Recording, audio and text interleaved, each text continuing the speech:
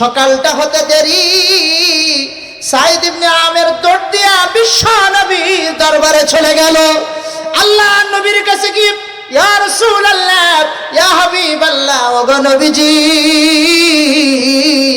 আমি সাইদ ইবনে আমের তানঈম প্রান্ত থেকে এসেছি গো পয়গম্বর, যেখানে আপনার আব্দুল্লাহ ইবনে তামের শহীদ করা হয়েছে।